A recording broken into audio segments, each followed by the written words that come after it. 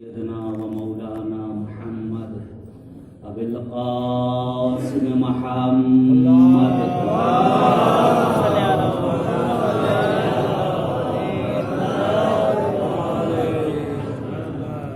ولعنة الله على أعدائهم أجمعين من الآن إلى لقاء يوم الدين سيما بقية الله الأعظم في الأرضين الإمام الأسد عليه الصلاة والسلام.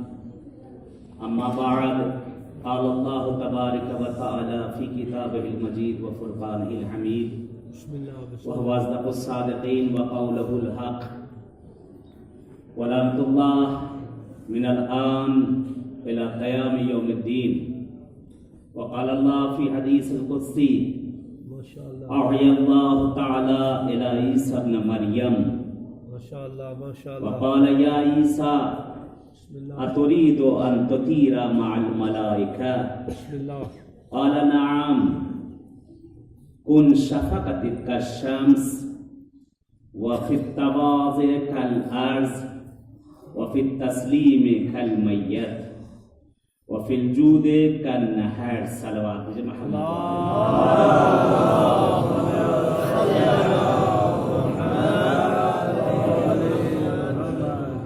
بہرحال آج اس سلسلے کی مجلس کی جو میری خود اپنی مجلس آج آخری مجلس ہے. کل انشاءاللہ کل سے کوئی دوسرے برادر ہوں گے. یہ تمام گفتگو کو سمیٹتے ہوئے جو اب تک کی بہرحال بحث چل رہی تھی، اور آج کا جو موضوع بھی دیا گیا ہے کہ اہمیت معرفت خدا و معصومین علیہ الصلوۃ والسلام در زندگی بشر. بسم اللہ بسم اللہ. کہ معرفت خدا اور معرفت معصومین، اس کی کیا اہمیت ہے ہماری زندگی کے اندر. ماشاءاللہ ماشاءاللہ. خداوند منان، خداوند وحدہ لا شریک، ایسا خدا کہ جو اپنی ذات کا اکیلا ہے، اپنی ذات میں یکتا ہے. بسم اللہ. ایسا خدا کہ جو اپنی ذات میں لم یلد ولم یولد ہے. بے شک. ایسا خدا جو واحد ہے، احد ہے، صمد ہے. بے شک. ایسا خدا کہ جو نہ دنیا میں کسی کا رشتہ دار ہے، نہ کسی کا باپ، نہ اس کا کوئی باپ، نہ کسی کا بیٹا، نہ اس کا کوئی بیٹا، بسم اللہ. نہ کسی کا رشتہ دار، نہ اس کا کوئی رشتہ دار، پھر بھی ہم سب کا سب کچھ. وہی خدا حدیث قدسی میں ارشاد فرماتا ہے جناب عیسیٰ سے: سبحان اللہ. اوحی اللہ تعالی الی عیسی ابن مریم. سبحان اللہ. خداوند عالم نے، پروردگار نے جناب عیسیٰ پر وحی کی اور جناب عیسیٰ سے فرمایا: اے عیسیٰ، اتريد ان تطير مع الملائکہ. ماشاءاللہ ماشاءاللہ. جناب عیسیٰ سے فرمایا: اے عیسیٰ، کیا تم چاہتے ہو کہ ملائکہ کے ساتھ پرواز کرو؟ ماشاءاللہ. جس طرح سے ملائکہ پرواز کرتے ہیں، کیا تم چاہتے ہو اتريد ان تطير مع الملائکہ، کہ جیسے ملائکہ پرواز کرتے ہیں اس کی طرح تم بھی پرواز کرو؟ جناب عیسیٰ کہتے ہیں: نعم، ہاں خدایا، میں بھی چاہتا ہوں کہ ملائکہ کے ساتھ ان کے ساتھ پرواز کروں، میں بھی آسمانوں میں ان کے ساتھ اڑوں. تو خداوند عالم نے کہا: عیسیٰ، تمہیں اپنے اندر چند چیزیں پیدا کرنا ہوگی. ماشاءاللہ. یعنی یہ پیغام ہمارے اور آپ کے لیے، ہر کسی کے لیے ہے. اگر کوئی یہ چاہتا ہے کہ صف ملائکہ میں ملائکہ کے ساتھ آسمانوں پر پرواز کرے، ان کے ساتھ آسمانوں پر اڑے، تو چند چیزیں ہیں کہ وہ اپنے اندر پیدا کر لے.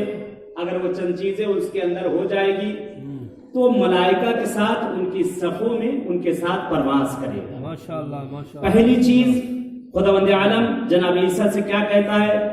کن فی الشفقۃ کالشمس. اپنے اندر شفقت، مہربانی ایسے پیدا کرو جیسے سورج کے اندر ہے. ماشاءاللہ. جس طرح سورج کے اندر شفقت ہے، مہربانی ہے، اسی طرح تم اپنے اندر پیدا کر لو. جو میرا ماننے والا ہے اس کو بھی وہ نور دے رہا ہے، جو میرا نہیں ماننے والا ہے اس کو بھی نور دے رہا ہے. یہ اس کی طرح سورج کی طرح اپنے اندر خصوصیت پیدا کر لو تو تم ملائکہ کے ساتھ ان کی صفوں میں پرواز کرو گے۔ واہ جی واہ، ماشاء اللہ۔ سورج نہیں دیکھتا کہ کون غریب ہے، کون امیر ہے، کون بچہ ہے، کون بوڑھا ہے، کون جوان ہے، ہر کسی کو اپنی محبت وہ دیتا ہے، اپنا نور وہ دیتا ہے۔ یعنی ہم انسان، ہم کو بھی چاہیے کہ اگر چاہتے ہیں کہ ملائکہ کی صفوں میں ہمارا شمار ہو، تو جس طرح شفقت سورج کے اندر ہے، مہربانی سورج کے اندر ہے، اسی طرح مہربانی ہم اپنے اندر رکھ لیں۔ یعنی تمام بغض، تمام کینہ، تمام برائی، ہر چیز سے ہم دوری اختیار کر لیں۔ ولو ہمارے حق میں لوگ برائی کرتے نظر آئیں، لیکن ہم اتنے شفیق بن جائیں کہ ہمارا دشمن بھی ہمارے پاس کھنچتا ہوا چلا آئے۔ ایک صلوات ہے محمد۔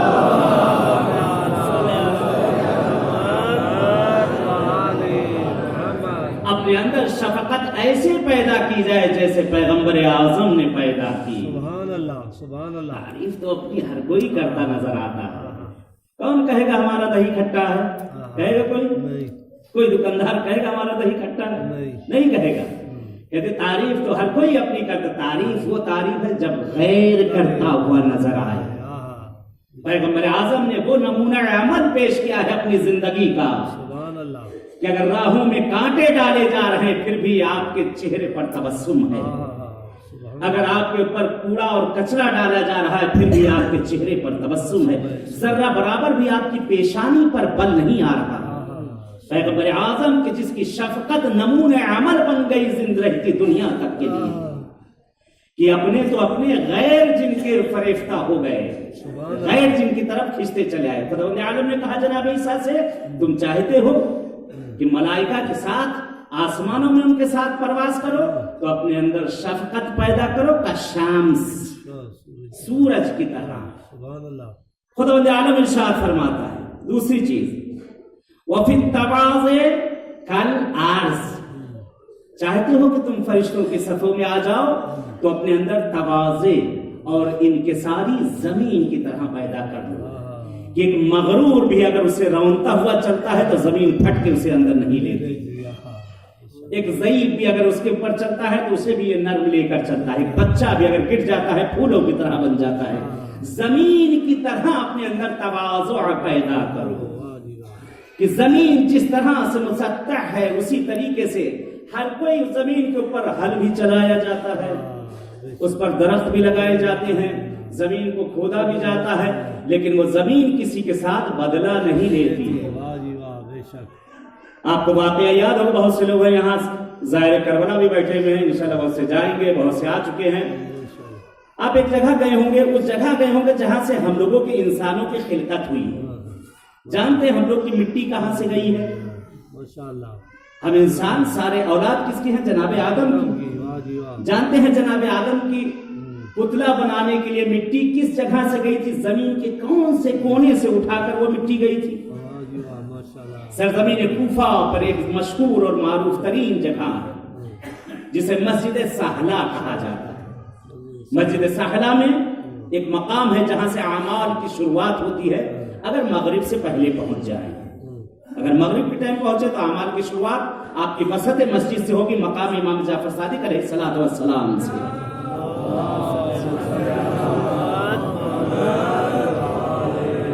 لیکن اس سے بہتر صلوات بھیجیں محمد و آل محمد۔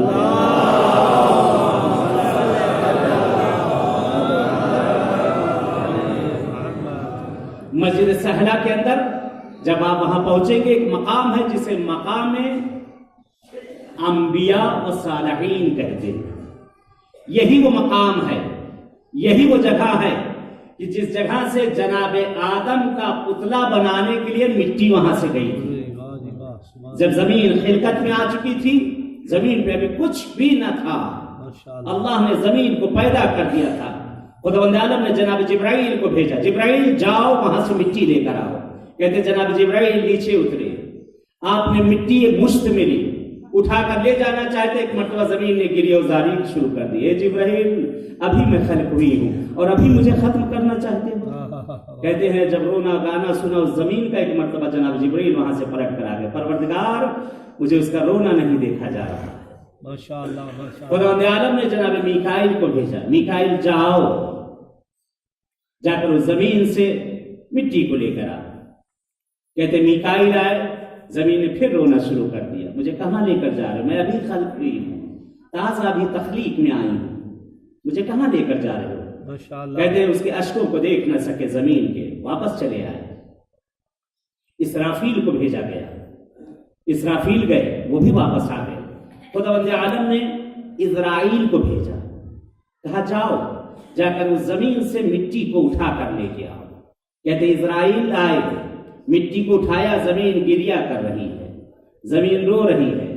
इज़राइल कहते मुझे हुक्म हुआ, मैं लेकर जाऊंगा, मैं तेरे अश्कों को देखूं या हुक्म परवरदिगार को देखूं। कहते एक मरतबा वो रोती रही, गिरिया करती रही। इज़राइल ने मिट्टी को समेटा, लेकर चले गए, खुदा की बारगाह में मिट्टी को पेश किया। खुदावंद आलम ने कहा है इज़राइल, आज से तुम्हें मैं एक और ड्यूटी दे रहा हूं, माशाअल्लाह। एक आज से और तुम्हें ड्यूटी दे रहा हूं। कहा खुदाया वो क्या है। कहा इस जमीन पर मैं इंसानों की तख्लीक करने वाला हूं। ये दुनिया में खल्क होंगे, दुनिया में पैदा होंगे, इनकी कुछ मुद्दतों तक जिंदगी होगी, फिर उसके बाद इनकी जिंदगियां खत्म हो जाएंगी। देखो तुम्हें इनकी अरवाह को कब्ज करना है, इनकी रूह को तुम्हें लेकर आना है। मुझे तुम्हारा काम बहुत अच्छा लगा। कहते खुदाया, हाथों को जोड़ लिया एक मर्तबा। इज़राइल ने कहते खुदाया परवरदिगार, मैं जिस घर से उसकी रूह को लेके आऊंगा, बेटियां मुझे जो कोसेंगी, माएँ मुझे कोसेंगी, बीवियां मुझे कोसेंगी, शौहर कोसेगा कि मेरी बीवी को उठा ले गए, बीवी कोसेगी कि मेरे शौहर को उठा ले गए, कह रहे हर कोई तो मुझसे कोसेगे। एक मरतबा खुदावंद आलम फरमाता है, ए इज़राइल, आज से मैंने तेरा नाम मलकुल मौत रखा। सुनो, मैं दुनिया में मौत के बहाने पैदा कर दूंगा कि तेरी जात पर जर्रा बराबर भी आंच ना आएगी। किसी का एक्सीडेंट हो गया, किसी के जलजले में जाएगा, कोई डूब जाएगा, कोई एक ठोकर में चला जाएगा, किसी को खांसी आएगी वो खत्म हो जाएगा, किसी को छींक आएगी वो खत्म हो जाएगा, किसी को एक चूंटी काट लेगी वो खत्म हो जाएगा। ए इज़राइल, ए मलकुल मौत, तेरी जात पर जर्रा बराबर भी कोई उंगली उठाने वाला ना होगा। मैं मौत के ऐसे ऐसे बहाने कर दूंगा कि तेरी तरफ कोई उंगली उठाने वाला नजर ना आए। कहते इस काम को सौंपा गया। इस बात को यहाँ पे रोकते हुए एक बहुत प्यारा वाक़या याद आया इस वक्त मुझे। छठे इमाम का जमाना है। एक सलवात मुझे मरो के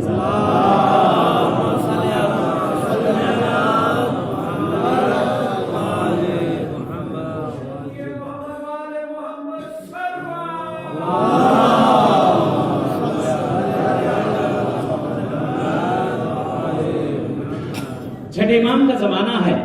आका बैठे हुए हैं, आका के सामने एक शख्स बैठा हुआ है, मौला के सामने आकर। बिस्मिल्लाह। शहर हिंदुस्तान का रहने वाला, मुल्क हिंदुस्तान का रहने वाला, मदीने में बैठा हुआ है। बिस्मिल्लाह। कहते मौला, और मौला के पास एक और बहुत नूरानी चेहरे का एक इंसान बैठा हुआ है। कहते ये शख्स वहां बैठा हुआ मौला से बातें कर रहा है। कहता आका, ये मेरे मौला, कुछ भी हो मुझे हिंदुस्तान भिजवा दिए, मुझे जाना है। आज का तो सफर था नहीं कि जहाज पर बैठे, यहाँ बैठे वहां जाकर उतर गए। वो जमाना मदीना और वहां से आना। उस जमाने में लोग पैदल आया करते थे, या ऊंट, घोड़े, खच्चर, इन चीजों के सवारियां करके तमाम मसाफतें, मशक्कतें बर्दाश्त करते हुए उसके बाद जो है पहुंचा करते थे। आज राहत हो गई, आज आराम हो गया है। उस जमाने की ज़ियारतें भी अजब थी, उस जमाने की हर चीज अजब हुआ करती थी। कहते मौला से जिद कर रहा है। कहते एक मरतबा फरजंद ज़हरा ने कहा ठीक, अच्छा तू जाना चाहता है? कहा हाँ मौला, मुझे अभी पहुंचना है, अभी जाना है। मौला कहते अभी जाना चाहते हो? देखे फरजंद ज़हरा फरमाते हैं, मौला कहते हैं कि अपनी आंखों को बंद करो। कहते हैं आंखों को बंद करो और आंखों को खोल देना।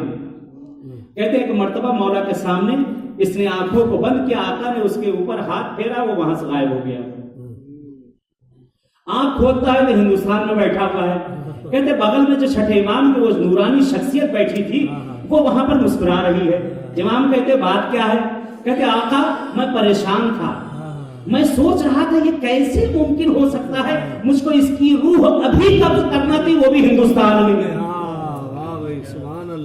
मुझे इसकी रूह कब्ज करना थी, वो भी अभी इसी वक्त हिंदुस्तान में। ये आका, मैं सोच रहा था इतनी ज्यादा मसाफत, इतनी ज्यादा दूरी, ये कैसे पहुंचेगा उस वक्त? فرزند زہرا نے ایک مرتبہ اس کے چہرے کی طرف کہا مشیت پروردگار میں دخل نہیں ہوا کرتا ہے. ایک سلوان ہے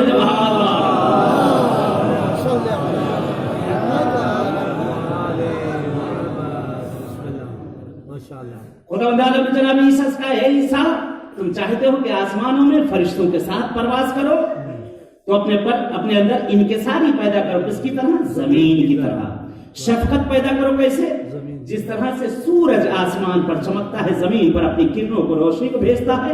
کہتے ہیں پھر خداوند عالم فرماتا ہے وَالتَّسْلِيمِ كَالْمَيَّتِ چاہتے ہو کہ فرشتوں میں تم ان کے ساتھ پرواز کرو اپنے اندر تسلیم اپنے آپ کو حوالے کر دینا میت کی طرح کر دو. جیسے جنازہ اپنے آپ کو تسلیم کرتا ہے غسالہ کے ہاتھ میں غسل دینے والے کے ہاتھ میں. جدھر چاہا اس نے پلٹ دیا جدھر چاہا لٹا دیا ہاتھ اٹھا دیا پیر اٹھا دیا جو چاہا کر. میت کچھ نہیں کر سکتی کچھ نہیں کر سکتی. خدا کہہ رہا ہے کہ اپنے آپ کو تسلیم کرو کس طرح سے جیسے میت غسل کرنے والے کے ہاتھ کے اندر ہوتی ہے اس طرح سے پروردگار کہہ رہا ہے معبود کہہ رہا ہے کہ اس طرح سے اپنے اندر تسلیم پیدا کرو جس طرح سے میت کے اندر ہوتی ہے. خداوند عالم ارشاد فرماتا ہے والجود کالنہر اپنے اندر جود اپنے اندر سخاوت نہر کی طرح پیدا کرو.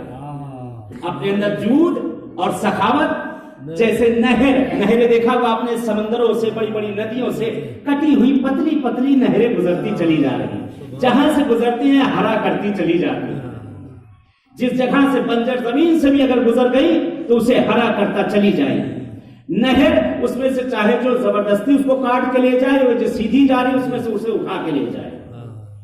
پروردگار کہہ رہا ہے کہ سخاوت پیدا کرو اپنے اندر کس طرح سے جیسے نہر کے اندر. خدا کہتا اگر یہ چیزیں اپنے اندر پیدا کر لو گے تم بھی اور سارے انسان تو ایسے ہی ہوگا جیسے تم پرواز کرو ملک اور ملائکہ کے درمیان.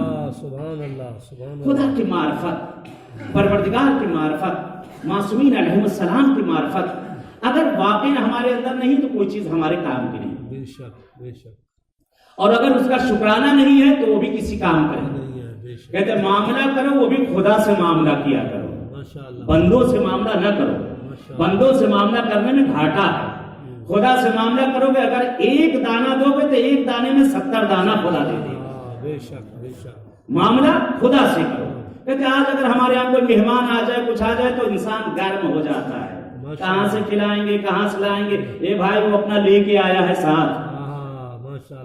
احسان ہمارے اوپر نہیں کرنا ہے. کہتے ایک مہمان کسی کے گھر پہ آیا اور وہاں سے جا رہا تھا. پیغمبر اعظم ایک مرتبہ جس کے مہمان نے کہا دیکھنا چاہتے ہو کہ یہ شخص جو یہاں سے جا رہا ہے کیا کیا لے کر جا رہا ہے تمہارے گھر سے. کہا یا رسول خدا دیکھنا چاہتا ہوں کیا کیا لے کر جا رہا ہے.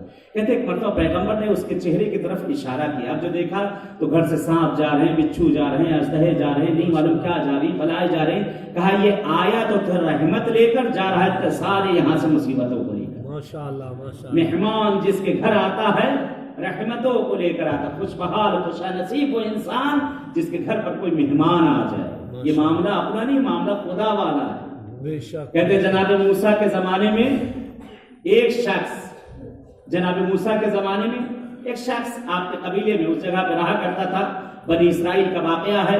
نقل کیا جاتا بہت غریب تھا بیچارہ بہت غریب تھا. بھیک مانگا کرتا تھا اور جگہ جگہ پہ بیلال مانگ کر گزارا کیا کرتا تھا. ایک دن دیکھا کہ نبی خدا جا رہے ہیں. نبی خدا جا رہے ہیں. جناب موسیٰ سے کہتا ہے کہ یہ نبی خدا کے پاس آپ ہر روز باتیں کرنے جاتے میرا ایک پیغام خدا کو پہنچا دو. کہا کیا کہنا چاہتے ہو. کہا خدا سے جا کر کہتے نا معبود میں بھیک مانگ مانگ کے تھک گیا ہوں کام کر نہیں سکتا ہنر آتا نہیں کس طرح کتنی میں زندگی گزاروں ایسے ہی. خدا سے میرا پیغام جا کر پہنچا دیجئے گا. خدا سے کہہ دیا میری عمر میں جتنا بھی میرا رزق میرے حصے میں ہے جتنا بھی میرے نصیب میں ہے مجھے سب دے دے آج ہی. جتنا میری زندگی کم سے کم ایک دن تو پیٹ بھر کر میں کھا لوں ایک دن تو عیش کر لوں. جتنا میری زندگی میں جتنا رزق جتنی نعمت جتنی رحمت تیری ہے پروردگار سب مجھے دے دے مجھے سب عنایت کر دے. کہتے ہیں کہ جناب موسیٰ گئے، جناب موسیٰ خداوند عالم سے بات کر رہے ہیں، اور اس کے بعد جناب موسیٰ نے اپنے پیغام کو پہنچایا۔ جناب موسیٰ نے جب پیغام پہنچایا، خداوند عالم نے اس کی دعا کو سن لیا۔ اے موسیٰ، اس کے حصے میں اتنی بھیڑ، اتنی بکریاں اور اتنی بوری چاول اور گیہوں کی اسے لے جا کر تم دے دینا۔ پوری زندگی کا جو اس کی نعمت تھی، جو اس کے حصے کی، وہ لے جا کر تم اسے دے دو، خوشحال ہو جائے وہ۔